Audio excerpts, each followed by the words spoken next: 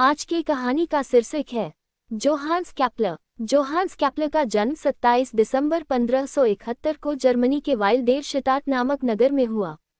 उनका परिवार आर्थिक रूप से बहुत साधारण था। उनके पिता हाइनरिक केपलर एक सैनिक थे जो अक्सर युद्धों में रहते थे। उनकी माता कैथरीना केपलर जड़ी बूटियों से उपचार करती थी। बाद में उन पर जादू टोना करने का आरोप भी लगाया गया। केपलर का बचपन कठिनाइयों से भरा था। जब वे छोटे थे तब उन्हें चेचक हो गया। इस बीमारी के कारण उनकी आंखें कमजोर हो गईं और हाथ भी पूरी तरह मजबूत नहीं रहे। इन शारीरिक कठिनाइयों के बावजूद उनका मानसिक बल असाधारण था। बचपन से ही आकाश के प्रति आकर्षण। केपलर बचपन से ही तारों और ग्रहों को देखकर मंत्रमुग्ध हो जाते थे। 1577 में उन्होंने एक विशाल धूमकेतु देखा जिसने उनके मन में अनेक प्रश्न पैदा किए। 1580 में उन्होंने चंद्र ग्रहण देखा। उस दृश्य ने उन्हें इतना प्रभावित किया कि उन्होंने निश्चय कर लिया कि वे जीवन भर आकाश के रहस्यों को समझने का प्रयास करेंगे। केपलर पढ़ाई में अत्यंत प्रतिभाशाली थे। उन्हें छात्रवृत्ति मिली और उन्होंने धार्मिक विद्यालयों में शिक्षा प्राप्त की। बाद में उन्होंने ट्यूबिंगन विश्वविद्यालय में प्रवेश लिया। वहां उनके गुरु माइकल मेस्टलिन थे जिन्होंने उन्हें निकोलस कोपरनिकस के सूर्य केंद्रित सिद्धांत यानी हीलियोसेंट्रिक थ्योरी से परिचित कराया। उस समय अधिकांश लोग मानते थे कि पृथ्वी ब्रह्मांड का केंद्र है, लेकिन कोपरनिकस ने कहा था कि सूर्य केंद्र में है और पृथ्वी सहित सभी ग्रह उसके चारों ओर घूमते हैं। केपलर इस विचार से अत्यधिक प्रभावित हुए और उन्होंने इसे सत्य सिद्ध करने का संकल्प लिया। 1594 में केपलर ऑस्ट्रिया के ग्राज नगर में गणित और खगोल विज्ञान के अध्यापक बने। यही उन्होंने अपना पहला महत्वपूर्ण ग्रंथ मिस्टेरियम कॉस्मोग्राफिकम प्रकाशित किया। इस पुस्तक में उन्होंने ये समझाने का प्रयास किया कि ग्रहों की दूरियां ईश्वर द्वारा बनाई गई एक गणितीय योजना का भाग हैं। हालांकि बाद में इस पुस्तक के कई विचार गलत सिद्ध हुए, लेकिन इसने उन्हें पूरे यूरोप में प्रसिद्ध बना दिया। उस समय के सबसे महान खगोल वैज्ञानिक टाइको ब्राहे के पास ग्रहों की स्थिति से संबंधित अत्यंत सटीक आंकड़े थे।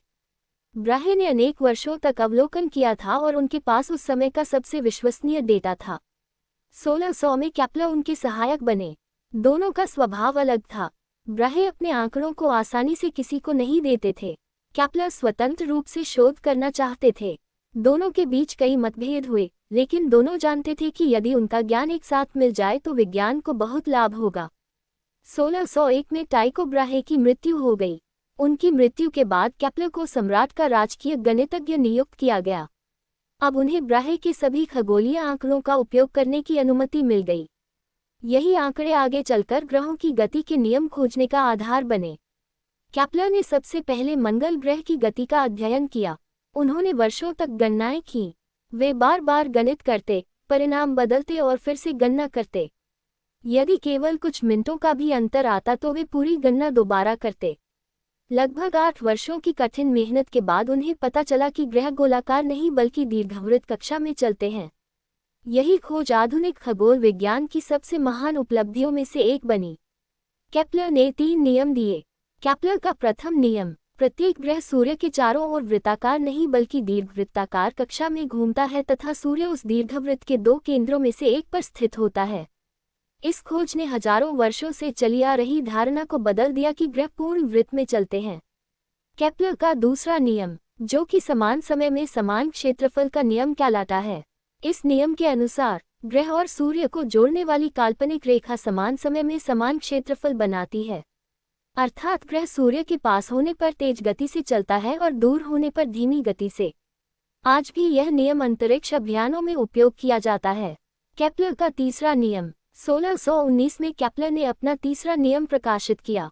इस नियम के अनुसार ग्रह की परिक्रमा अवधि यानी टी वर्ग उसकी कक्षा की अर्ध दीर्घ अक्ष यानी या घन के समानुपाती होती है, यानी टी वर्ग घन। इस नियम से विभिन्न ग्रहों की परिक्रमा अवधि का अनुमान लगाया जा सकता है। बाद में न्यूटन ने गुरुत्वाकर्षण के सिद्धांत द्वारा बताया कि यह नियम क्यों सही है। आइजैक न्यूटन ने स्वयं स्वीकार किया था कि यदि केपलर ने ग्रहों की गति के नियम न दिए होते तो वे गुरुत्वाकर्षण का सिद्धांत विकसित नहीं कर पाते। इस प्रकार केपलर का कार्य न्यूटन की महान खोजों की आधारशिला बना। केपलर केवल ग्रहों तक सीमित नहीं रहे, उन्होंने ऑप्टिक्स पर भी महत्वपूर्ण शोध किए। उन्होंने बताया कि आंख किस प्रकार प्रकाश को ग्रहण करती है। उन्होंने लेंसों के कार्य करने के सिद्धांत को बेहतर ढंग से समझाया। इन्हीं सिद्धांतों के आधार पर बाद में अधिक शक्तिशाली दूरबीनें बनाई गईं। उन्होंने एक नए प्रकार की दूरबीन का भी वर्णन किया जिसे आज कैप्लरियन दूरबीन कहा जाता है। कैप्लर ने गणित में भी अनेक महत्वपूर्ण कार्य किए। उन्होंने घनों, गोलों और अन्य आकृतियों के आयतन की गणना के नए तरीके विकसित किए। उनका कार्य आगे चलकर कलन यानी कैलकुलस के विकास में भी सहायक बना। 1597 में उन्होंने बारबरा म्यूलर से विवाह किया। उनके कई बच्चे हुए, लेकिन उस समय की बीमारियों के कारण कुछ बच्चों की कम उम्र में ही मृत्यु हो गई। 1611 में उनकी पत्नी का भी निधन हो गया।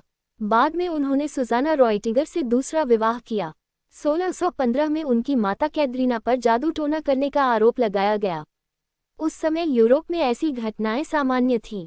यदि दोष सिद्ध हो जाता तो उन्हें मृत्युदंड मिल सकता था। कैप्लर ने स्वयं कानून का अध्ययन किया। उन्होंने अदालत में अपनी मां का बचाव किया।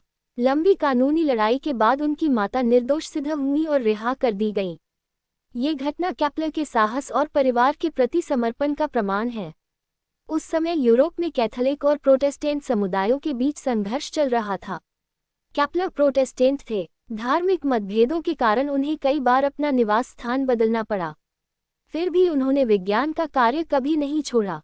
जीवन के अंतिम वर्षों में कैप्लर आर्थिक कठिनाइयों से जूझते रहे।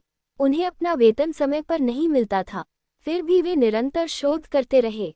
1630 में वे अपने बकाया वेतन के लिए यात्रा पर निकले।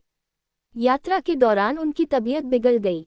15 नवंबर 1630 को जर्मनी के रेगेंसबुर्ग में उनका निधन हो गया।